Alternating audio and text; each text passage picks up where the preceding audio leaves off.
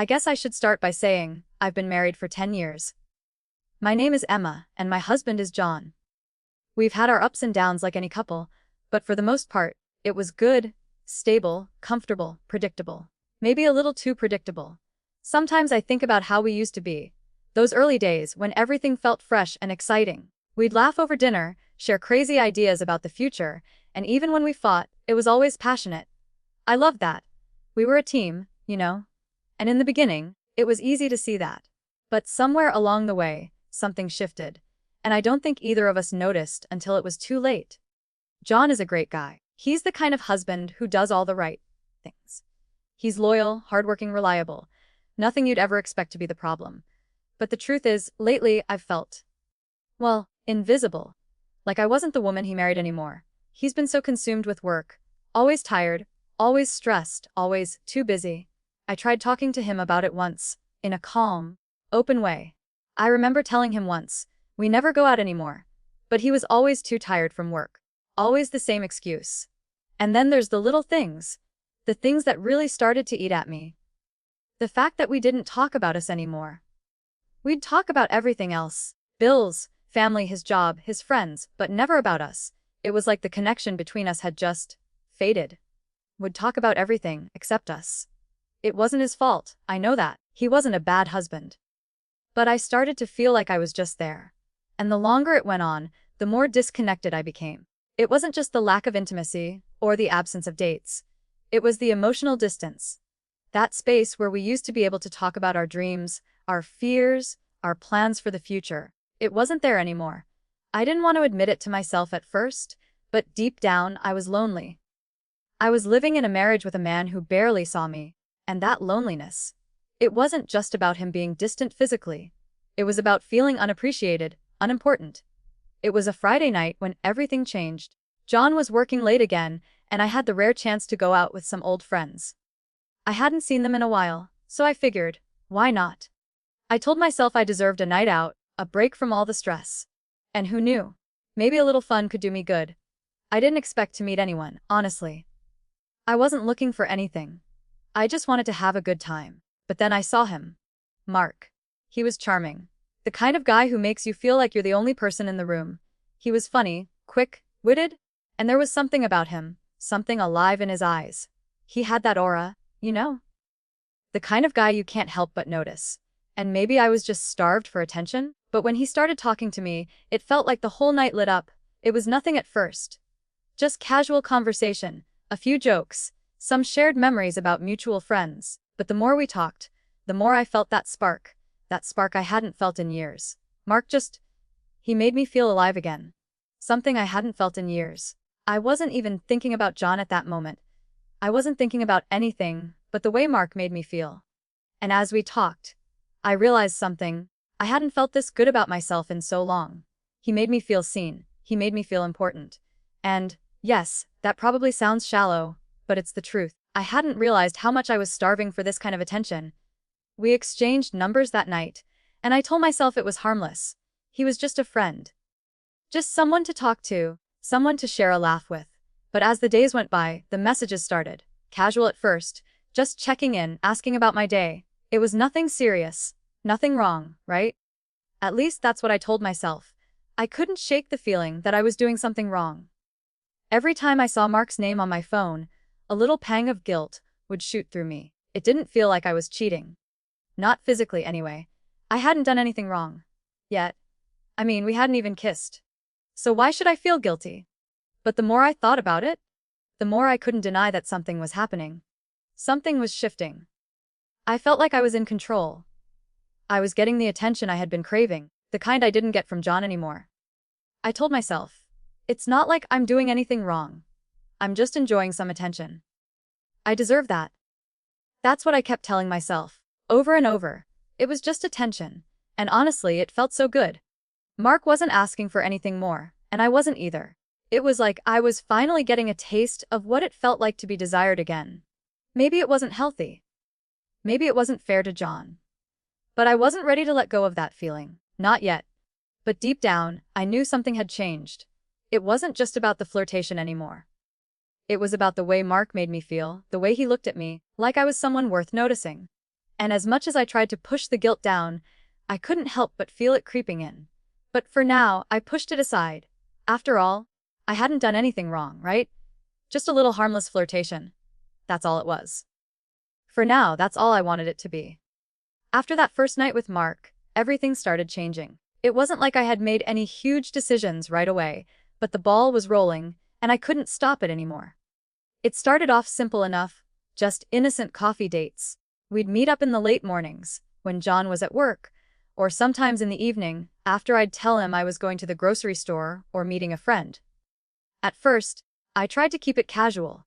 No one would suspect anything. It was just two people talking. But I could feel the chemistry growing between us, like electricity in the air, whenever he was around. And it felt good. God, it felt so good. There was something about Mark. He was easy to talk to, and for the first time in years, I didn't feel like I was just a wife or a mother. With him, I was just Emma. He made me feel like I mattered, like I was worth more than the woman who had spent years in a relationship that had lost its spark. The first time he kissed me, it wasn't planned. It just happened. We were sitting in a cafe, and I had just finished telling him something stupidly personal, something I never even shared with John, and he just looked at me like he understood. He didn't say anything, but his lips were on mine in the next second, soft and urgent, like he was trying to make up for all the years of neglect I had felt. For a moment, everything else disappeared. All the doubts, the guilt, the nagging voice in my head telling me I was doing something wrong, it all went silent. I felt alive again, like I could finally breathe. I had to keep lying to John about where I was, what I was doing. But I didn't feel bad, not at first. The excitement of sneaking around, the secrecy of it all, it was like a drug. With Mark, I felt seen in a way I hadn't in years. He didn't just listen to me, he saw me, really saw me, like no one else did. And that was addicting. The thing is, as the affair went on, I started feeling more and more conflicted. I still loved John, at least, I thought I did. But Mark brought out something in me that I hadn't even realized was missing. And the more I saw him, the more I wanted him. Not just physically, though that part was definitely thrilling, but emotionally, too. I found myself thinking about him all the time, replaying our conversations, wondering when I'd see him again. I knew it wasn't fair to John. I knew that. But it felt so good to have someone notice me. To really see me, not just as his wife but as a woman. And honestly, I was scared of losing that feeling. I kept telling myself that this was just temporary, that it was just an escape, nothing more. It wasn't like I was going to leave John or anything. But when I was with Mark, I felt like I could breathe again. Like I didn't have to be the good wife, the one who always did everything right, the one who put everyone else's needs ahead of her own.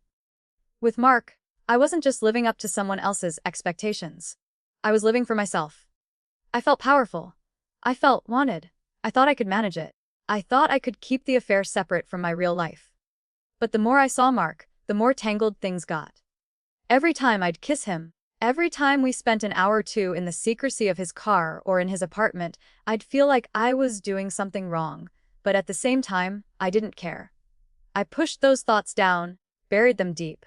And John, he started noticing. I could see it in his eyes, the little looks he'd give me when I came home later than usual, or when I'd snap at him for something trivial. The tension between us was palpable, and no matter how hard I tried to cover it up, it was getting harder to pretend everything was fine. At first, I convinced myself that it was just a phase, that John was overreacting. After all, he was stressed with work, and I was just a little distracted with my own life. But deep down, I knew something was wrong. He was starting to pull away, too. It wasn't like he accused me of anything outright, but I could feel the distance growing between us.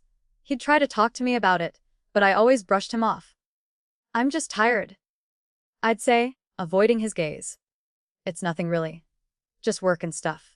But even as the words left my mouth, I knew I was lying. I was lying to him, and I was lying to myself.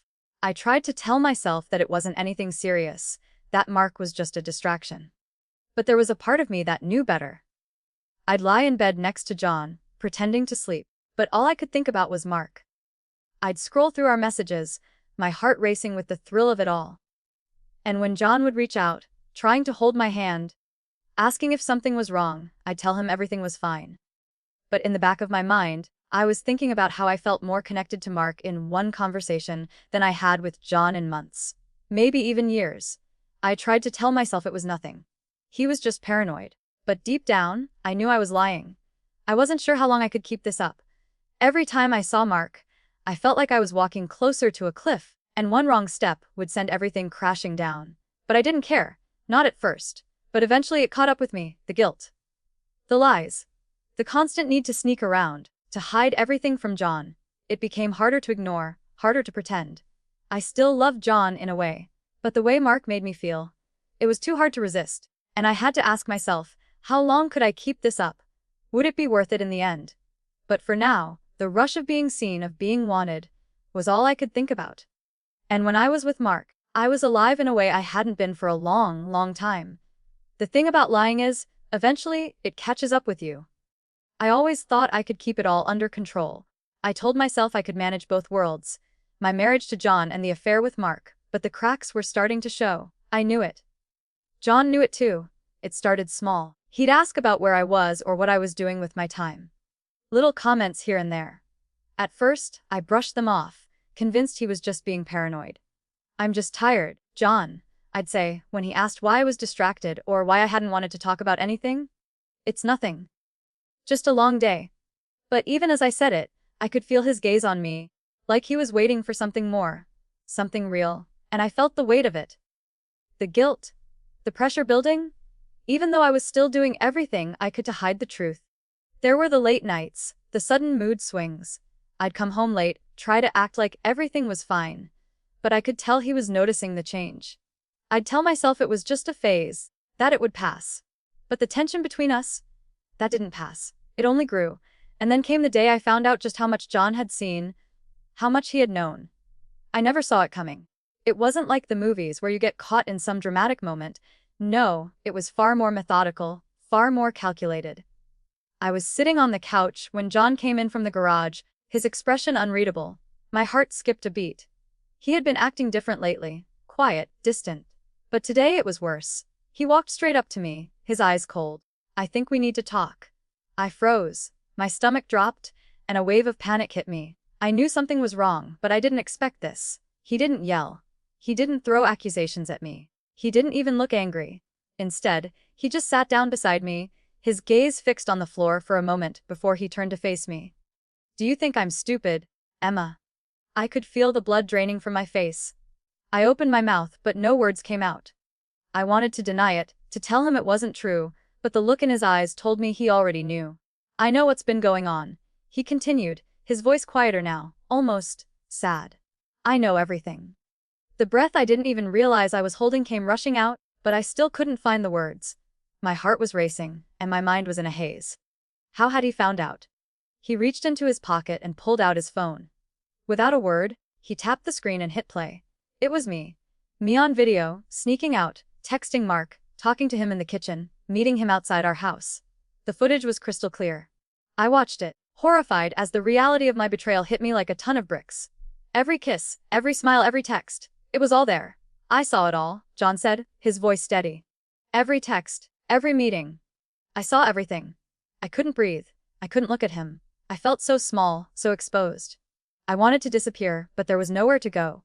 I tried to speak, but my words came out in a shaky whisper. "John, He held up a hand, stopping me. "No, Emma.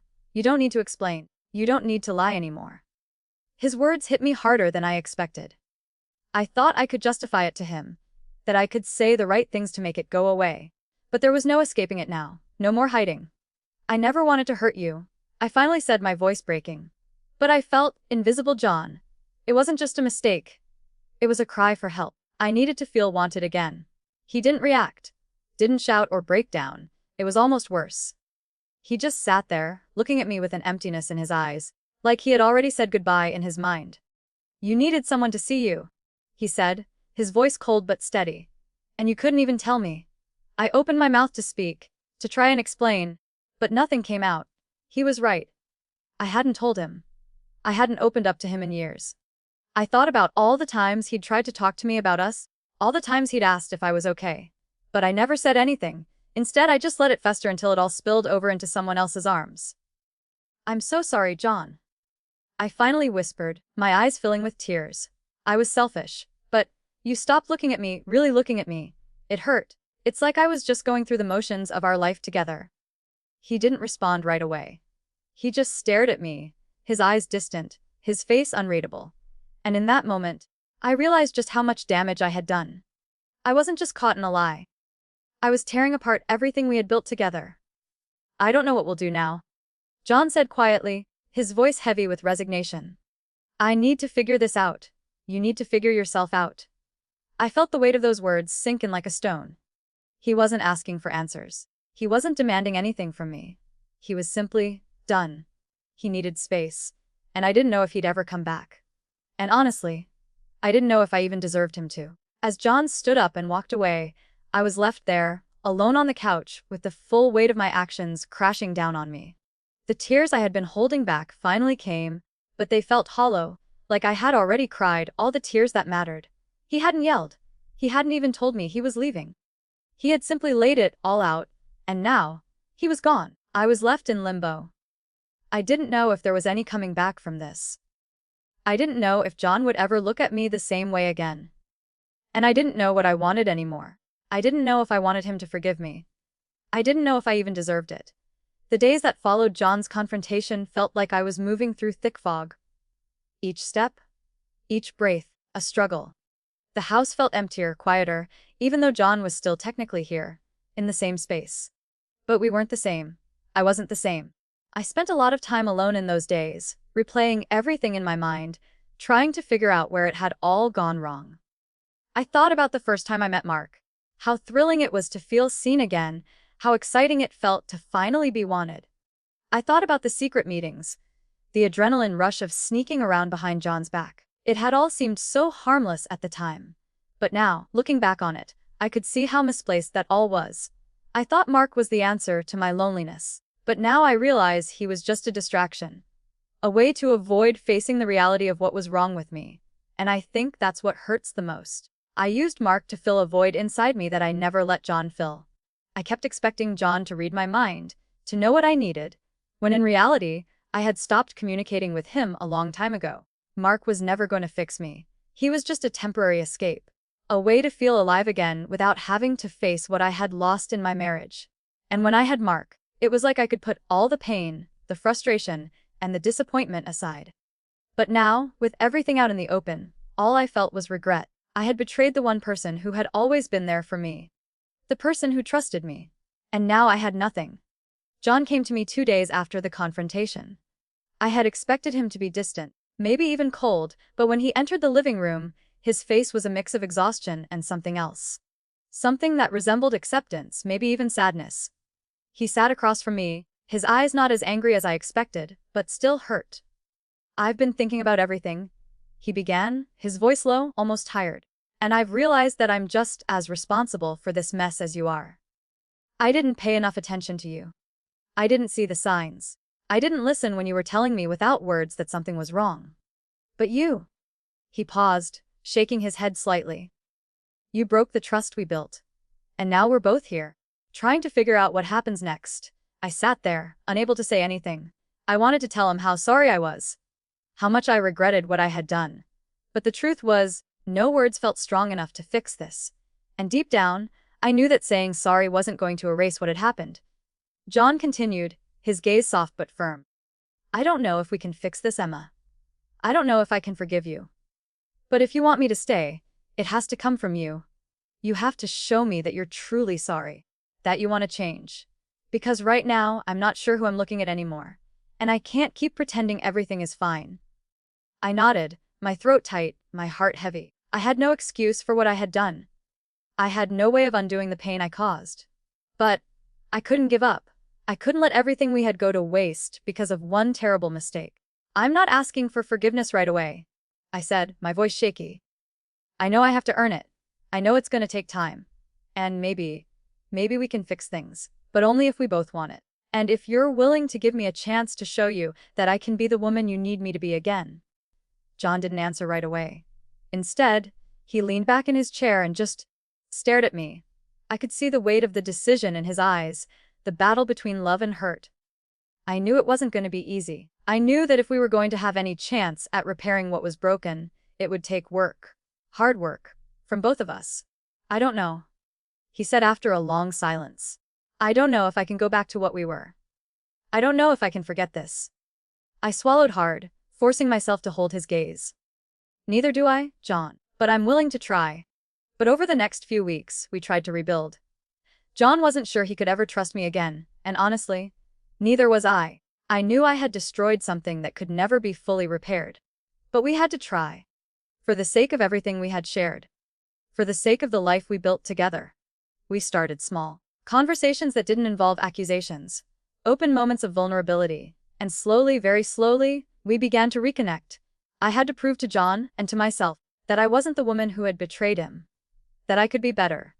That I could put in the emotional effort that I had neglected for so long. But it wasn't easy. The guilt never fully went away. The regret followed me like a shadow. No matter how hard I tried to move forward, I would catch myself thinking about Mark, wondering if I had made the right choice, if it had all been worth it. But then I would look at John, see the wariness in his eyes, the silent pain he carried, and I would remember why I had to fix this. Why I couldn't let my selfishness destroy everything we had worked for. I don't know if we'll make it, if we'll be able to heal. But I do know this. I'll never forget how close I came to losing everything. For all the promises I made myself, for all the fantasies I had about escaping and finding something else, nothing prepared me for the aftermath. Nothing could have prepared me for the look in John's eyes when he told me he wasn't sure he could forgive me. But I have to believe that it's possible. That love, even broken, can be rebuilt. It won't be easy. It won't be perfect. But maybe, just maybe, we can start over. Together. But only if we're both willing to fight for it. And right now, that's all I can do. Fight for what's left.